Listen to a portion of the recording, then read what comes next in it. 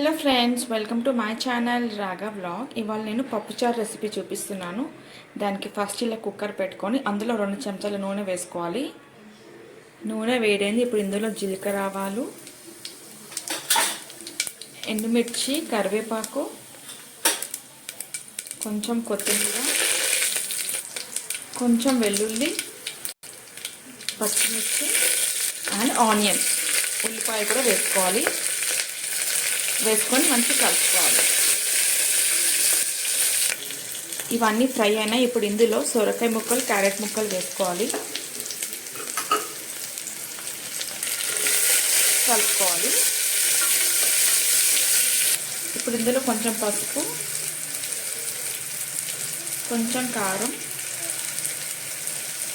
కొంచెం సాల్ట్, కొంచెం ఇంగువ వేసుకొని మంచిగా కలుపుకోవాలి.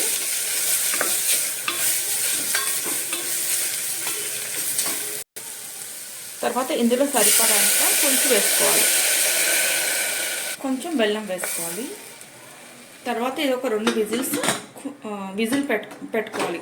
విజిల్ పెడితే మనకి ముక్కలు అనేది బాగా సాఫ్ట్గా కుక్ అవుతాయి. సో ఒక 2 విజిల్స్ కుక్ చేసుకోవాలి. ముక్కలు ఉడికినాయి చూద్దాము. సో నేను 2 విజిల్స్ పెట్టినాను కదా. ముక్కలు అయితే చాలా బాగా కుక్ అయినాయి. ఇప్పుడు ఇందులో మనము చప్పడి పప్పు వేసుకుందాం. నేను ఆల్రెడీ ఉడకపెట్టి దాన్ని మిక్సీ కూడా చేసుకున్నాను.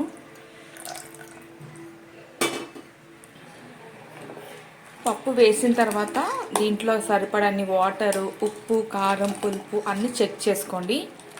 చెక్ చేసుకున్న తర్వాత ఒక్కసారి ఇది మసిలిననుకో, బాయిల్ అయితే ఇది పప్పుచారు రెడీ అవుతుంది.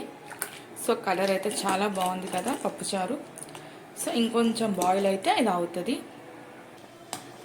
సో పప్పుచారు మసులుతుంది, బాయిల్ అవుతుంది. ఇప్పుడు ఇంకా ఫైనల్గా కొత్తిమీర వేసేసి స్టవ్ ఆఫ్ చేయడమే, అంతే. మన వేడిగా పప్పుచారు రెడీ అయింది.